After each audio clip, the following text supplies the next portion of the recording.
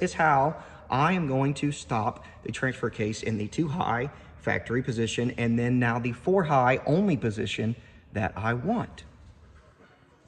So like pretty much everything that we've done with this Gen 3 twin turbo 10R80 4-wheel drive OBS Chevy Coyote swap that we've been working on, this is sort of all jumbled up, and I'm just crossing problems off as I come across them.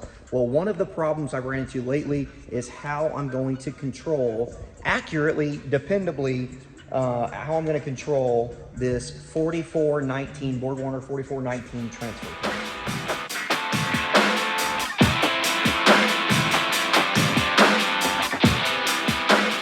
So I'm pretty sure that through a little bit of investigation that there are standalone options for this that aren't $700, because it seems like there's 2 of them out there that are like high $600 in price. They seem like pretty nice pieces, honestly.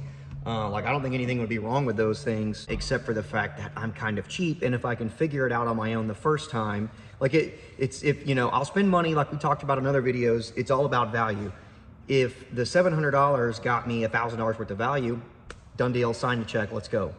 If it's something that it's only $700 because it requires some thought process or some manual labor to get to that price, I'm a lot cheaper than $700 is. I'm gonna work on it.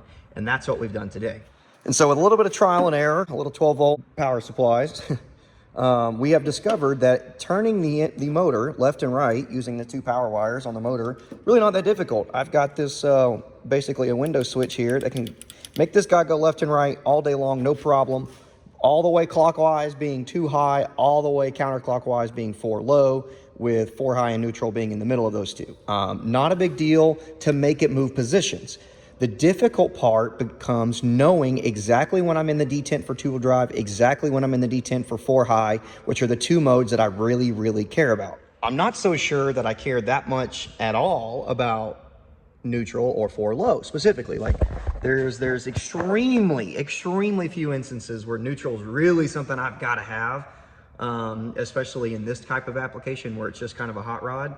And then there's even less applications where I need it in 4 low. Like the only time I ever used 4 low before was if it was raining outside and I needed to drive Clifford up on the trailer. It did help to kind of kick him down into 4 low to just ease myself up on the trailer. But man, that is an extremely small circumstance. So to like not have neutral and not have 4 low, it's really not that big of a deal. So we're focused on 2 high and 4 high. And so through my investigation, I saw some guys that he has like a part 1 video out there, which I'll link it if you're curious about it, because I do find it super interesting. And it is something that I might kind of look into later. But there is a guy out there that made his own microcontroller to put this motor into various positions. I've studied all the wiring diagrams. There's basically 4 normally open switches that report back to the transfer case control module when the transfer case is in each given position. So my first instinct was to just say, oh, okay, well, when it reports back that I'm in 4 high, I'll have an LED indicator that says, boom, 4 high. And when I'm in 2 high, boom, 2 high. No big deal, no problem. Except for the fact that we realize there's a really big sweep of the motor. There's a gear here that turns, and the gear position that will positively report back saying, hey, I'm in 2-wheel drive, or hey, I'm in 4-wheel drive, is pretty big. It's a wide window. And if we're gonna be racing this thing, launching off the trans brake in 4-wheel drive, I need to know that this thing is completely engaged into 4 high. I don't need it to be like kind of halfway there. Like I don't need to be on an elevator and the doors open on the 4th floor on my 4 high floor, and it turns out that the floor of the floor I'm trying to get off on is chest high, or that when the doors open, it's 3 feet down to the floor below me, because, you know, although sure I'm on the 4th floor, I'm not in exactly the right spot. And that's kind of how the hurdle of this transfer case has been. And so after a ton of, do I want to do a microcontroller? Do I want to go get parts from a parts truck and try to make the TCCM standalone, which it seems like it's a possibility. I just kept thinking there had to be an easier way to do this. And that's when I decided to actually take the whole motor apart. And so what I realized after taking the whole entire motor apart, there's 2 important pieces, or really one piece of nylon in there that I realized is a stop. So there's that there on the motor side.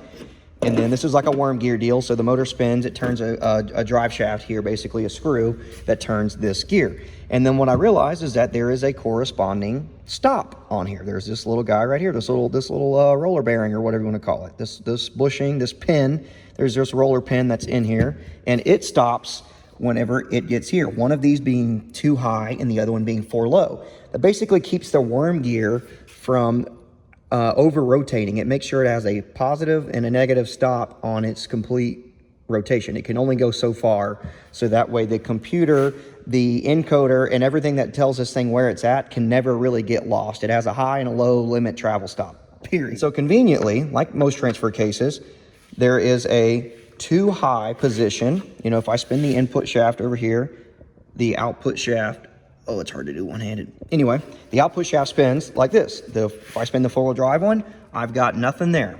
So conveniently, that is too high with the thing clocked all the way to the right, and which would put our pin here, this pin, that will put that in a location that stops against one side of the motor. And so what I've done is I take and I mark that on the transfer case. I said, hey, this is as far as this guy can rotate. It can't go any further. That's two-wheel drive. And then what I did is I started rotating this thing counterclockwise, which is which way it needs to go to get to 4 high, the next one in position. And so that's about where that goes right there. And look, conveniently, that's 4 high. 4 high, it's locked in. Now what we don't want to do is we don't want to get this thing around over here where it's trying to get to neutral, or where it's just barely in 4 high, because if I started this here, which I can't hold it, it'll flip over. But if I started this here, this thing would just be stripping its teeth off inside. It'd be just ripping the chain apart because it's just barely engaged. We need to make sure that it is all the way in the center. So not in two-wheel drive and not in neutral. So that's our problem. The solution came to me is like, hey, you know, the factory just says, hey, gear, I want you to stop right here when you go, you know, basically 360 degrees all the way around. I want you to stop right there. If you don't care about 4 low and you don't care about neutral, what's stopping you from just using the same stop, the same little nylon bumper in the motor case, from stopping the gear in the position of 4 high where you want it? Because all we really want is 2 high and 2 high and 4 high. All we really need to do is stop it right there. And that's where we have decided to drill, tap, and Loctite, and we'll probably end up tack welding the backside of this little stud that I've cut down to be the same size, length, and diameter of the existing pin. So that's what we've done. This is how I am going to stop the transfer case in the 2 high factory position, and then now the 4 high only position that I want. And so I've done this by making several marks on the transfer case. Basically, I have a mark down here. This is where, as you rotate it counterclockwise, it begins to grab a hold of the 4-wheel drive engagement. The shift fork begins to go in place here. That's where that's the danger zone. That's where it starts to strip crap apart at. And this one is likewise going back the other way. This is where, if you were in the neutral position and proceeded to rotate this clockwise, it would really start trying to grab 4-wheel drive there as well. So in the middle between this dot and this dot is this dot, and that is exactly where 4 high needs to be. So we've taken the gear, we've marked it in a couple places around the case and the gear itself, and we have decided that this pin that we've added here, that we drilled and tapped, needs to stop way over here where the factory stop is. That's where the factory bump is. So the thing can only rotate via our switch one direction until it comes to the stop in the 4 high position that we want it. So is it rudimentary? Is it kind of Neanderthal-ish? Is it so stupid that it really can't fail? Yeah, I mean, kind of. That's what we were going for, because I don't need this thing to have all the factory capabilities of reporting back to the ECU of saying, hey, I'm in 4 low, you need to change your strift strategies. Or, hey, your speedometer is going to be crazy high because you're in 4 low, because I don't care about that. Like, the times that I'm going to be in 4 low, we already talked about it, are infinitesimally small, and the times that I care about not having it are even smaller. Like, it's non-existent issue for me in my case. So the road of buying, like, basically Chinese electronics and trying to program them in a reliable fashion, something that, like, I have a lot of programming experience. I'm a programmer by design. That's what I do every day as a profession. So, but trying to programmatically deal with these Chinese electronics and then depend on them when I'm hours and hours away from, you know, at a race or when there's thousands of dollars on the line is not something that I felt as nearly comfortable with compared to just putting myself this little pin in here. Now, I've got to reassemble this, but if I reassemble this and on the bench right here, I can make it travel between position to position confidently, reliably, and without issue. I'm going to put a little tack weld on this side and we're going to send this thing home and we're going to go racing.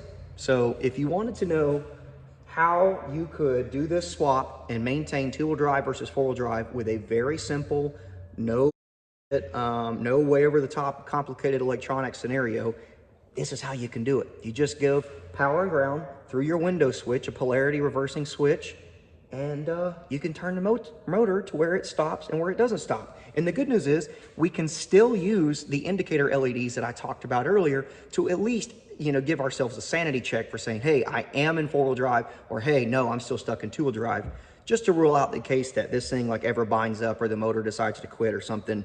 You're not up on the starting line, just completely a lost duck. You'll at least know like, hey, my truck's not going to four high, or hey, it won't turn. Oh, no wonder it's stuck in four high. I can't get it back out. We will do the LEDs later down the road as a sanity check, but for now, I really think that our second travel limit pin is going to be the key to making sure that we are confidently into high or four high whenever we want that. Okay, so we have got everything put back together, connected to our 2002 LB7 2500 power supply. My test battery over here was dead, wouldn't recharge. Anyway, we're hooked up to our power supply. We have got power running through our switch to our motor here. Nothing of these, no 4 or 5 of these encoder position wires are connected. The only thing we have currently is the motor hooked up to these 2 wires to reverse its polarity. And so currently we can spin the four-wheel drive shaft and we get no action on the output shaft, and we get no action on the input shaft. So this thing is in neutral or two-wheel drive. If we spin the input shaft, we get action back there. They are directly connected. These two are connected. We are in two high. The current position of the motor is rotated, as you're looking from the back of the transfer case, all the way clockwise. This thing is spun all the way around on that travel limit switch, or the pin against that nylon stop inside the transfer case, all the way to the right. And now what we're about to do is we're about to spin this guy back counterclockwise, and that's it. You heard it spin and stop. We'll go back to two-wheel drive. That's it, it stops. We're two-wheel drive. We are in, this output shaft is connected to the input shaft. It is spinning. We are gonna go four-wheel drive. So the transfer case motor has just worm geared this thing counterclockwise until it has reached that second stop that we added. So the stop in the motor is like down here somewhere. It's in this side. And so that pin that we just added, boop, stops against the nylon stop down here, and it is now in the four-wheel drive position. As I spin the input shaft, the output shaft spins. The input shaft spins. We are exactly halfway between the travel of where it leaves four-wheel drive and where it enters four-wheel drive over here. The position is here. We are confidently halfway along. Turns out there's like a cam lobe inside this thing for the four high position. It's got this big detent like camshaft thing, and it is on the base circle. It's basically on the bottom, on the flat spot of that thing. So there's no real detent for four-wheel drive to sit in, but there is a flat spot on the camshaft type of thing. It's probably a bad term for it, but it's like a motorcycle or like a dirt bike, where their gear position is determined by this twisty thing with some flat spots and high spots in it. And so anyway, a low spot on that camshaft lobe is basically what four high is, and that's where we are at. We are all the way in four-wheel drive. We are locked in, baby.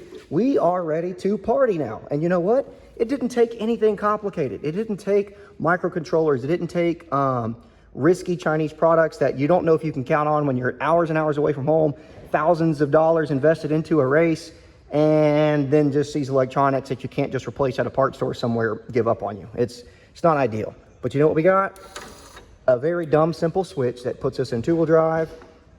And we got us a very dumb, simple switch that stops us back in four-wheel drive, exactly where we need to be. So you know what I'm gonna do now? All I'm gonna do is take this thing out. I'm gonna put a little tack weld on the back of that gear to make sure that that stud we put in there doesn't go anywhere. But otherwise, we now have a four-wheel drive functioning BW4419 transfer case without a big hoopla of electronics involved. I know that doesn't help you if you're somebody that's gonna actively use neutral or 4-low. Like there's a lot of off-road applications where 4-low is going to be extremely beneficial that this doesn't cover for you. But it's also likely that your reliance on being exactly in 4-high is not as great as mine is. You can kind of like be in a mud hole and go, oh, whoops, I'm slipping the gears. I could hear it grinding some. I need to bump the switch just a little bit more to get into that 4-high spot, and then drive up out of your mud hole, drive over your obstacle, go through whatever it is that you're doing.